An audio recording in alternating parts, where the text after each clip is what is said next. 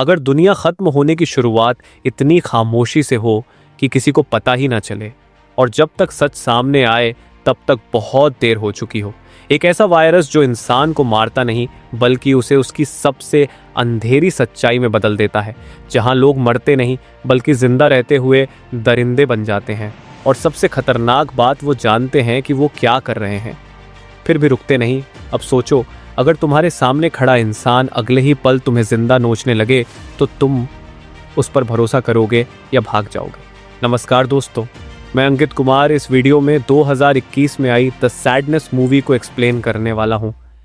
कहानी की शुरुआत होती है ताइवान के ताइपे शहर के एक शांत अपार्टमेंट से, जहां बिल्कुल हमारे ही तरह हम एक बेरोजगार लड़के जिम को देखते हैं, जिसके साथ उसकी पत्नी कैट है, जो अभी अभी सोकर उठी है। कैट ही है जो फिलहाल अकेले घर की सारी जिम्मेदारियां उठा रही है। कैट जिम को जल्दी तैयार होने और उसे मेट्रो स्टेशन तक छोड़ने के लिए कहती है, क्योंकि आज उसे ऑफिस की एक बहुत जरूरी मीटिंग के लिए जाना है। कैट अपनी मेहनत और छुट्टियों को लेकर जिम को याद दिलाती है और कहती है कि उसे ज्यादा काम इसलिए करना पड़ रहा है ताकि अगले हफ्ते वह अपनी छुट्टियां ले सके और दोनों साथ में कहीं बाहर घूमने जा सके, क्योंकि उनका यह प्लान काफी समय से पेंडिंग था। लेकिन तभी जिम एक ऐसी बात कह देता है जिससे माहौल थोड़ा बिगड़ जाता है। जिम बताता है कि उसे एक जर्मन कंपनी में फोटोग्राफी का ऑफर मिला है और उसे खुद नहीं पता कि क्या वह अगले हफ्ते अपने वादे के मुताबिक छुट्टियों पर जा पाएगा या नहीं। यह सुनकर कैट नाराज हो जाती है, क्योंकि उसने इन छुट्टियों के लिए बहुत मेहनत की थी। यहाँ जिम अपनी गलती महसूस करता है और उसे मनाते हुए कहता है कि वह अपने दोस्त से बात करके इस काम के शेड्यूल को आगे बढ़ाने की कोशिश करेगा, लेकिन कैट उससे रूठ कर फ्रेश होने के लिए चली जाती है। दरअसल जिम काफी समय से निठल्ला बैठा है और फिलहाल उसे जॉब की बहुत जरूरत है ताकि वह घर की जिम्मेदारियां संभाल सके। तभी फोन चला रहे जिम का ध्यान एक खबर की ओर जाता है। उस वीडियो में एक डॉक्टर लोगों को चेतावनी देते हुए कहता है कि उसने एक मरीज में एक अजीब तरह के फ्लू वायरस के लक्षण देखे हैं, जिसे एल्विन वायरस नाम दिया गया है, जो बेहद खतरनाक हो सकता है। हालांकि उस समय किसी को अंदाजा नहीं था कि यह अजीब सा वायरस बहुत जल्द पूरे शहर को कब्रिस्तान में बदलने वाला है। तभी वह डॉक्टर एक चौंकाने वाला दावा भी करता है।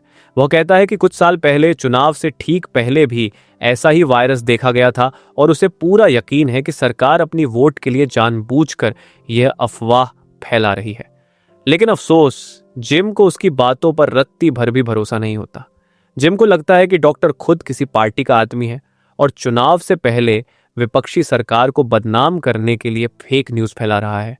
जिम ये खबर देखते देखते अपनी बालकनी में आ जाता है और सुबह के नज़ारे को देख ही रहा होता है कि तभी उसकी नज़र एक बुजुर्ग औरत पर पड़ती है, जिसकी हरकतें बेहद अजीब और डरावनी थीं। जिम उसे आवाज़ लगाता है और जब वह औरत उसकी तरफ मुड़ती है तो जिम हैरान रह जाता है, क्योंकि उस महिला के कपड़े खून से सने हुए थे और उसका चेहरा काफी डरावना लग रहा था। तभी कैट उसके पास आती है और उसे जल्दी से मेट्रो स्टेशन छोड़ने के लिए कहती है, और जब जिम वापस देखता है तब तक वह रहस्यमयी औरत गायब हो चुकी होती है। तभी जिम का एक पड़ोसी अपने फूलों में पानी डालने आता है, जिसे जुकाम है। जिम उसे डॉक्टर के पास जाने की सलाह देता है, लेकिन उसका पड़ोसी साफ मना कर देता है। उसका कहना है कि फ्लू तो एक आम बीमारी है और आजकल झूठी खबर फैलाई जा रही है कि इसके लक्षण काफी घातक हो सकते हैं। जिम उसकी बातों पर मुस्कुराते हुए कहता है कि तुम्हें अपनी सेहत पर पूरा भरोसा है। इसके बाद जिम कैट को ऑफिस छोड़ने के लिए स्कूटी लेकर स्टेशन की तरफ निकलता है।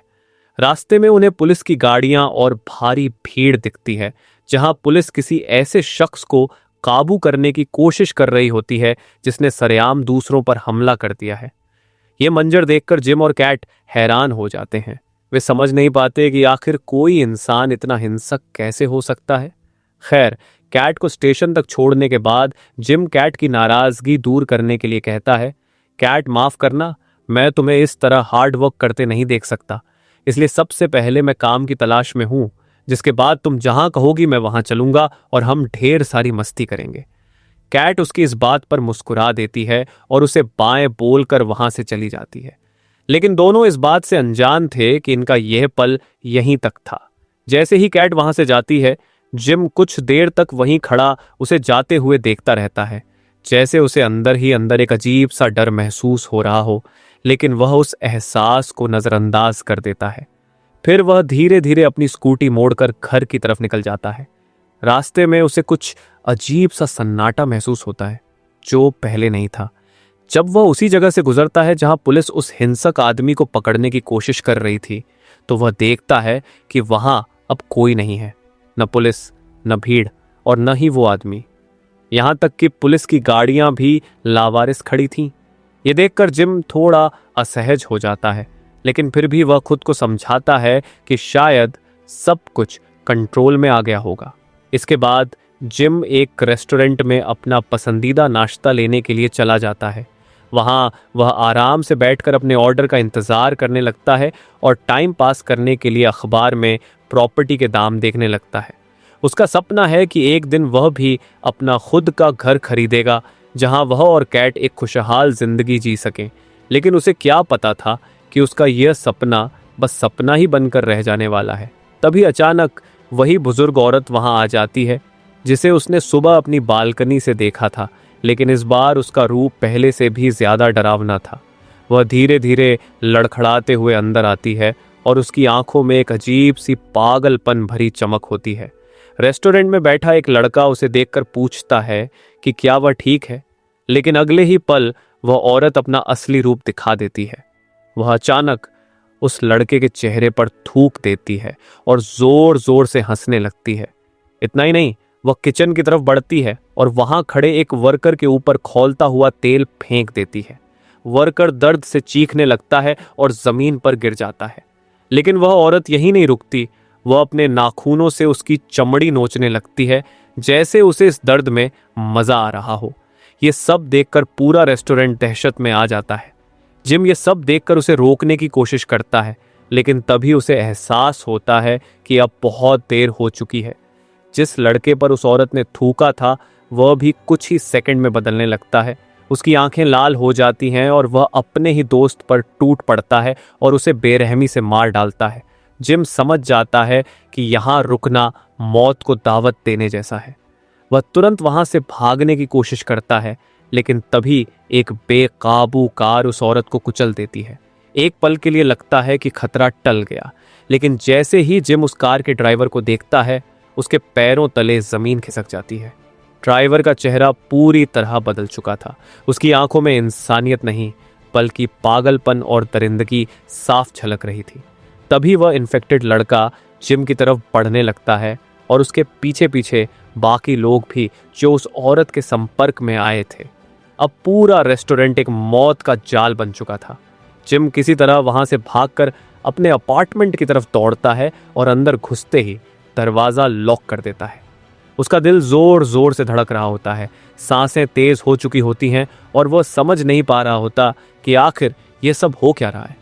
उसी समय पूरे शहर में इमरजेंसी सायरन बजने लगती है और अनाउंसमेंट होता है कि सभी लोग अपने घरों में ही रहें और बाहर निकलने की कोशिश ना करें, क्योंकि एक खतरनाक वायरस तेजी से फैल रहा है। लेकिन तभी उस अनाउंसमेंट के बीच अचानक कुछ अजीब सा होता है। उसी माइक से लोगों के हंसने की आवाज आने लगती है, एक ऐसी हंसी जो किसी इंसान की नहीं लगती। ये सुनकर जिम के शरीर में सिहरन दौड़ जाती है। अब उसे समझ आ चुका था कि सुबह जो उसने खबर देखी थी वह मजाक नहीं थी, बल्कि एक भयानक सच्चाई थी। अब उसे सबसे ज्यादा फिक्र कैट की होने लगती है। वह तुरंत अपना फोन उठाकर उसे कॉल करने लगता है, लेकिन तभी पीछे से अचानक कोई उस पर हमला कर देता है। जिम पलटकर देखता है तो वह उसका वही पड़ोसी होता है जिसे सुबह जुकाम हुआ था, लेकिन अब वह पहले जैसा नहीं रहा। उसकी आंखें खून से भरी हुई थीं और चेहरे पर एक खतरनाक मुस्कान थी। उसके हाथ में पौधे काटने वाली कैंची होती है और वह बिना कुछ बोले सीधे जिम पर हमला कर देता है। जिम संभल पाता उससे पहले ही वह कैंची उसके हाथ पर लगती है और उसकी 2 उंगलियां कटकर नीचे गिर जाती हैं। दर्द से जिम जोर से चीख उठता है, लेकिन उसका पड़ोसी रुकता नहीं। वह नीचे गिरी हुई उन उंगलियों को उठाता है और जिम के सामने ही उन्हें खाने लगता है, जैसे वह कोई खाना हो। इतना ही नहीं, वह कैट के बारे में भी गंदी बातें करने लगता है, जिससे साफ हो जाता है कि यह वायरस इंसान की याददाश्त नहीं मिटाता, बल्कि उसकी अंदर छिपी हुई सबसे गंदी सोच को बाहर ले आता है। जिम ये सब देखकर घबरा जाता है, लेकिन किसी तरह हिम्मत जुटाकर वह पास पड़ी किसी चीज से उसके सिर पर वार करता है, जिससे वह कुछ देर के लिए बेहोश हो जाता है। जिम इस मौके का फायदा उठाता है और दर्द से तड़पते हुए वहां से भाग जाता है। लेकिन जैसे ही वह बाहर आता है, उसके सामने जो नजारा होता है वह किसी नर्क से कम नहीं था। पूरा शहर पागलपन में बदल चुका था।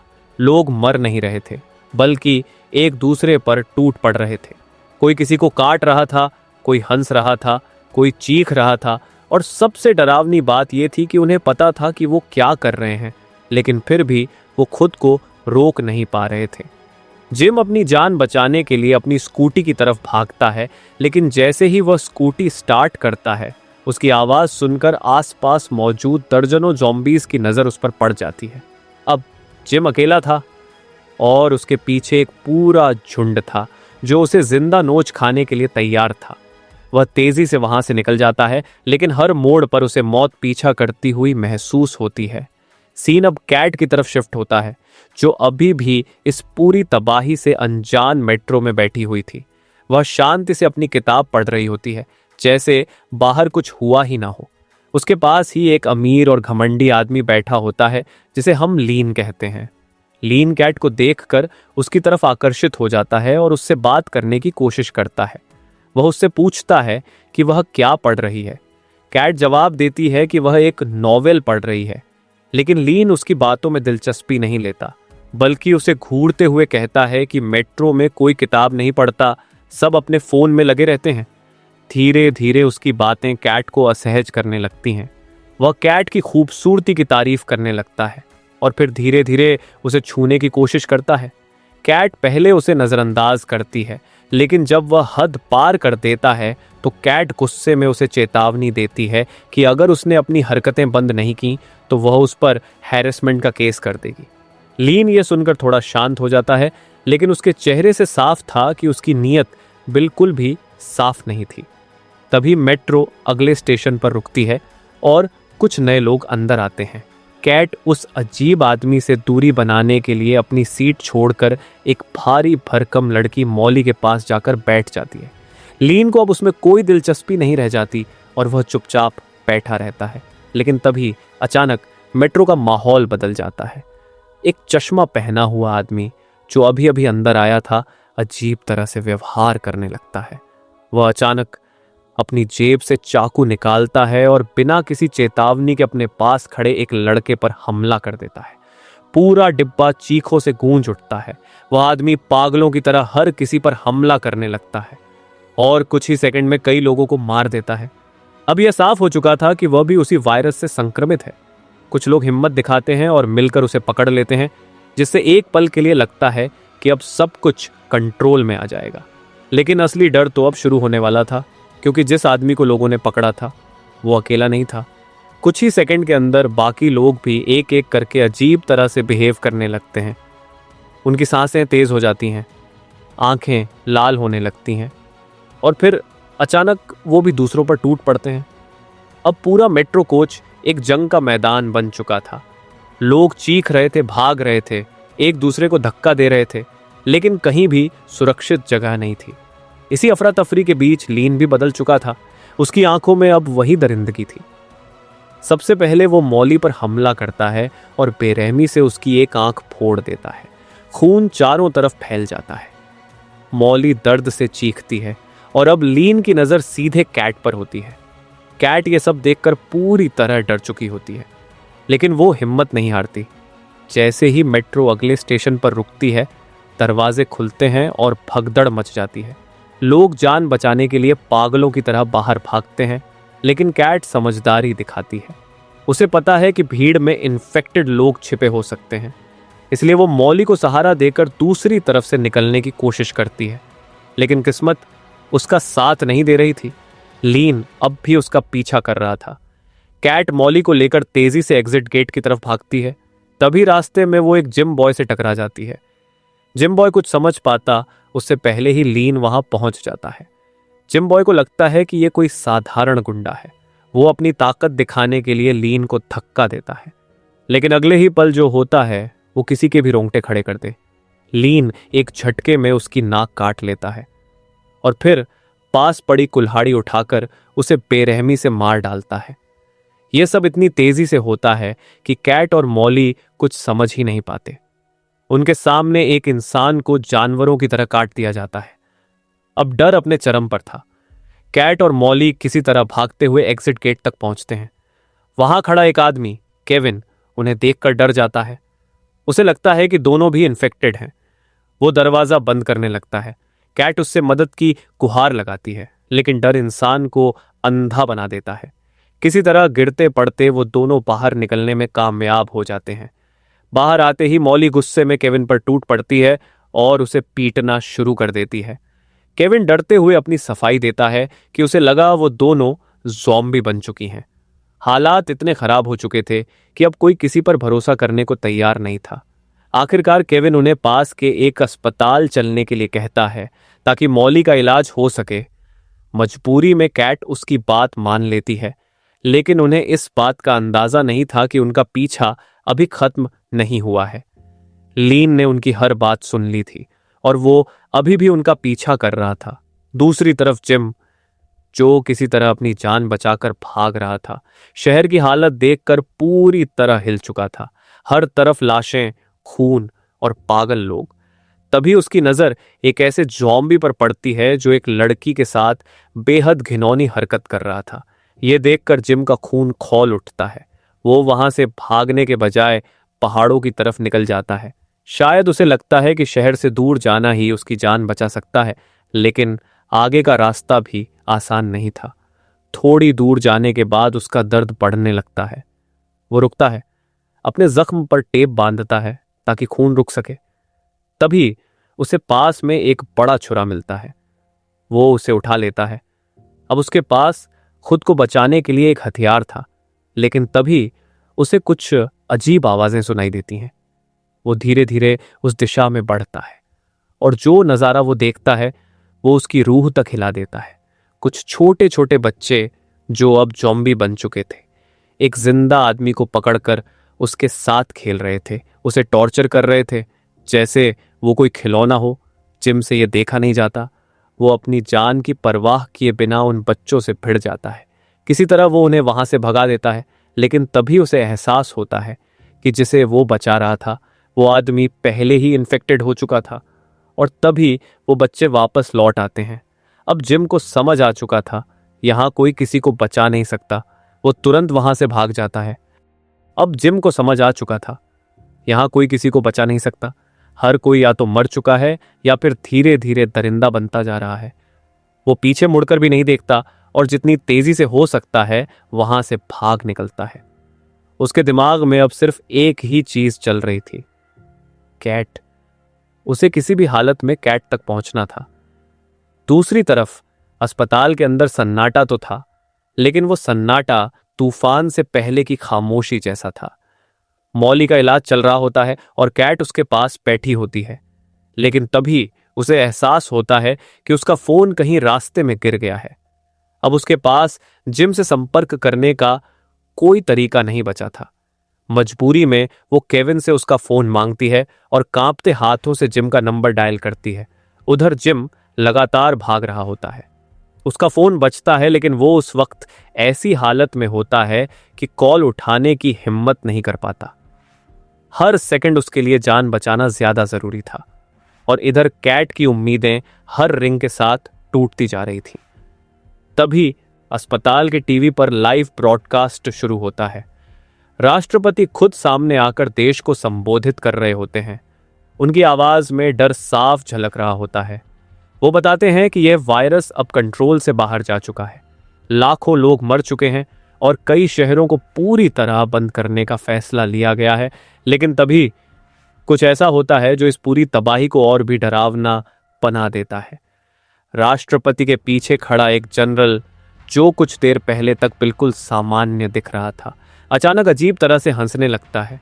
उसकी आंखें बदल जाती हैं और इससे पहले कि कोई कुछ समझ पाए वो सीधे राष्ट्रपति के मुंह में ग्रेनेड ठूंस देता है। अगले ही पल लाइव टीवी पर जोरदार धमाका होता है। स्क्रीन काली हो जाती है और पूरे अस्पताल में चीखें गूंज उठती हैं। अब लोगों के अंदर बची हुई आखिरी उम्मीद भी खत्म हो चुकी थी। डर अब पागलपन में बदल चुका था। लोग एक दूसरे पर शक करने लगे थे। छोटी छोटी बातों पर लड़ाई शुरू हो जाती है। हर कोई खुद को बचाने के लिए किसी को भी मारने को तैयार था। और तभी अस्पताल के गेट पर एक भयानक धमाका होता है। दरवाजे टूट जाते हैं और अंदर घुसती है ज़ॉम्बीज़ की एक पूरी भीड़। उनके आगे आगे लीन खड़ा होता है। अब वो पूरी तरह बदल चुका था, लेकिन उसकी आंखों में अब भी वही गंदी चाहत जिंदा थी। वो भीड़ को चीरता हुआ सीधे अंदर बढ़ता है, जैसे उसे पता हो कि उसे किसे ढूंढना है। उधर मौली, जो अभी तक जिंदा थी, अपने जख्मों की वजह से हिल भी नहीं पा रही थी। और तभी लीन उसके पास पहुंच जाता है। जो आगे होता है वो इतना डरावना और शर्मनाक था कि कैट भी उसे देख नहीं पाती।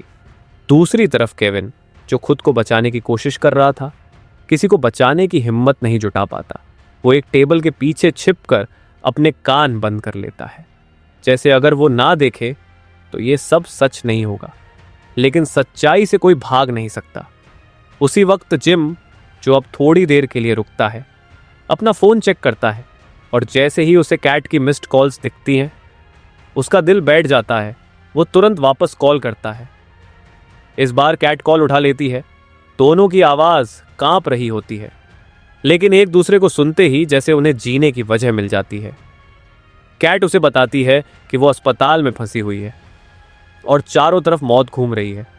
जिम बिना एक सेकंड गंवाए कहता है, मैं आ रहा हूं, कुछ भी हो जाए मैं तुम्हें वहां से निकालूंगा। लेकिन अंदर ही अंदर वो जानता था कि ये रास्ता वापस आने का नहीं है। फिर भी वो मुड़ता है और सीधे उसी नरक की तरफ वापस जाने का फैसला करता है, क्योंकि उसके लिए अब डर से बड़ा था कैट को खोने का डर। जिम तेजी से अस्पताल की तरफ बढ़ रहा होता है। हर कदम के साथ उसका दर्द भी बढ़ रहा था। हाथ से खून अब भी रिस रहा था, लेकिन वो रुकता नहीं। उसके चेहरे पर अब डर नहीं, सिर्फ एक जुनून था। उधर अस्पताल के अंदर हालात और भी बदतर हो चुके थे। हर फ्लोर पर चीखें गूंज रही थीं। लोग भाग रहे थे, छिप रहे थे, लेकिन कोई भी सुरक्षित नहीं था। केविन, जो अब तक छिपा हुआ था, हिम्मत जुटाकर वहां से भागने की कोशिश करता है। लेकिन जैसे ही वो बाहर निकलता है, उसके सामने मौली आ जाती है। लेकिन अब वो वही मौली नहीं थी। उसका चेहरा खून से सना हुआ, आंखें पूरी तरह बदल चुकी थीं और उसके होंठों पर एक डरावनी मुस्कान थी। ज़ॉम्बी बनने के बाद भी उसके दिमाग में केविन के लिए गुस्सा जिंदा था। वो सीधे उस पर टूट पड़ती है और सिर्फ खुद ही नहीं, बल्कि आसपास के बाकी ज़ॉम्बीज़ को भी उसकी तरफ इशारा करती है। अब केविन चारों तरफ से घिर चुका था। वो चीखता है, मदद मांगता है, लेकिन अब कोई सुनने वाला नहीं था। उधर कैट अपनी जान बचाने के लिए ऊपर की मंजिलों की तरफ भागती है। उसके कदम लड़खड़ा रहे थे, सांसें तेज थीं, लेकिन वो रुकती नहीं। वो एक कमरे में घुसती है और दरवाजे को अंदर से एक भारी लोहे की रॉड से लॉक कर देती है। कुछ सेकंड के लिए सब शांत हो जाता है। कैट दीवार से टिक कर बैठ जाती है। उसकी आंखों से आंसू बह रहे होते हैं। उसे लगता है कि शायद अब वो सुरक्षित है। लेकिन तभी धड़ाम, दरवाजे पर एक जोरदार वार होता है। फिर एक और फिर लगातार। कैट समझ जाती है कोई बाहर है, और फिर धीरे धीरे वो लोहे की रॉड, जो इंसान के लिए तोड़ना नामुमकिन थी, मुड़ने लगती है जैसे वो कोई कागज हो। और अगले ही पल दरवाजा टूट जाता है। अंदर आता है लीन। उसका चेहरा अब और भी खतरनाक हो चुका था, लेकिन उसकी आंखों में अब भी वही गंदी भूख जिंदा थी। वो दरवाजा अंदर से बंद कर देता है, क्योंकि वो इस शिकार को अकेले खत्म करना चाहता था। कैट पीछे हटती है। उसके पास अब बचने का कोई रास्ता नहीं था। लेकिन तभी वो हिम्मत जुटाती है। जैसे ही लीन उसके करीब आता है, कैट तुरंत पास रखा फायर एक्सटिंग्विशर उठाती है और उसके चेहरे पर पूरा स्प्रे छोड़ देती है। लीन कुछ सेकंड के लिए अंधा हो जाता है और यही मौका था। कैट उसी भारी सिलेंडर से उसके सिर पर बार बार वार करती है। 1 बार, 2 बार, 3 बार, जब तक कि लीन जमीन पर गिरकर बिल्कुल शांत नहीं हो जाता। कमरे में फिर से सन्नाटा छा जाता है। कैट हाँफ रही होती है, उसके हाथ कांप रहे होते हैं, लेकिन यह राहत ज्यादा देर टिकने वाली नहीं थी, क्योंकि तभी पीछे से एक आवाज आती है। और इस बार खतरा किसी ज़ॉम्बी से नहीं, बल्कि एक इंसान से था। वो था वही वायरोलॉजिस्ट डॉक्टर जो अब तक खुद को मददगार दिखा रहा था, लेकिन असल में उसके इरादे कुछ और ही थे। कैट मुड़कर उसे देखती है और समझ नहीं पाती कि वो उस पर भरोसा करे या नहीं। डॉक्टर उसे तुरंत अंदर आने के लिए कहता है और दरवाजा बंद कर देता है। वो उसे साफ होने के लिए कहता है, क्योंकि उसके हिसाब से वायरस खून और पसीने से भी फैल सकता है। कैट अभी भी सदमे में होती है और उसकी बातों को ठीक से समझ नहीं पाती। तभी डॉक्टर अपनी पिस्टल निकाल लेता है और अब कैट के पास उसकी बात मानने के अलावा कोई रास्ता नहीं बचता।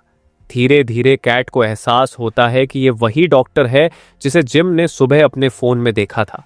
डॉक्टर उसे बताता है कि ये एल्विन वायरस इंसान के दिमाग के उस हिस्से पर हमला करता है जो उसकी इच्छाओं को कंट्रोल करता है, और एक बार ये कंट्रोल खत्म हो जाए तो इंसान अपनी सबसे गंदी और खतरनाक इच्छाओं का गुलाम बन जाता है। वो ये भी बताता है कि उसने सरकार को पहले ही चेतावनी दी थी, लेकिन किसी ने उसकी बात पर ध्यान नहीं दिया, और अब उसने एक वैक्सीन तैयार की है, लेकिन उसे टेस्ट करने के लिए उसे एक ऐसे इंसान की ज़रूरत है जो अभी पूरी तरह इन्फेक्टेड ना हुआ हो, और इसलिए उसे कैट चाहिए। कैट ये सुनकर डर जाती है, लेकिन वो चुपचाप मौका देखकर जिम को अपनी लोकेशन भेज देती है। तभी जब वो अपने कपड़े डस्टबिन में डालने जाती है तो उसे अंदर एक छोटा ज़ॉम्बी बच्चा दिखता है जिस पर डॉक्टर पहले ही एक्सपेरिमेंट कर चुका होता है, और इससे पहले कि कैट कुछ समझ पाए डॉक्टर उसे इंजेक्शन दे देता है और उसे हथकड़ी से बांध देता है। वो कहता है कि जल्द ही हेलीकॉप्टर आने वाला है और उसे ऊपर छत पर जाना होगा। इधर जिम भी अब अस्पताल पहुंच चुका होता है, हाथ में हथियार और दिल में सिर्फ एक ही मकसद, कैट को बचाना। वो अंदर घुसते ही हर तरफ लाशें और ज़ॉम्बीज़ देखता है, लेकिन इस बार वो रुकता नहीं, वो सीधे ऊपर की तरफ बढ़ता है। उधर डॉक्टर कैट को लेकर छत की तरफ जा रहा होता है, तभी अचानक उनके सामने जिम आ जाता है। लेकिन अब वो पहले वाला जिम नहीं रहा। उसकी आंखों में इंसानियत की आखिरी झलक तो थी, लेकिन उस पर अब वायरस का कब्जा हो चुका था। डॉक्टर बिना सोचे समझे उस पर गोली चला देता है, लेकिन जिम की रफ्तार अब इंसानों से कहीं ज्यादा हो चुकी थी। वो हमले से बच जाता है। कैट घबराकर दरवाजा बंद कर देती है और जिम बाहर रह जाता है। जिम दरवाजे को जोर जोर से पीटता है और अंदर आने की कोशिश करता है। कैट रोते हुए उससे बात करने की कोशिश करती है और पूछती है, जिम तुम्हें कैसा लग रहा है? लेकिन जिम की आवाज़ अब बदल चुकी थी। वो कहता है, अगर मैं अंदर आ गया तो तुम्हें जिंदा खा जाऊंगा।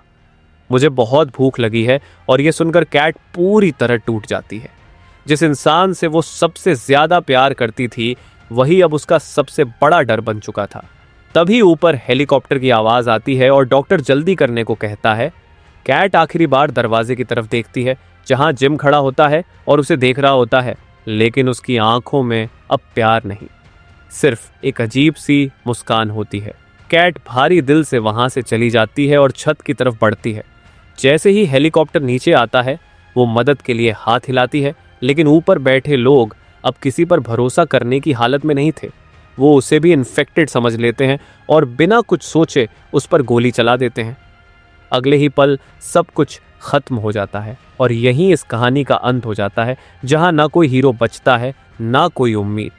बस एक सच्चाई रह जाती है कि जब इंसान चेतावनियों को नज़रअंदाज करता है तो अंजाम सिर्फ तबाही होता है। इसी के साथ हम आपसे विदा लेते हैं।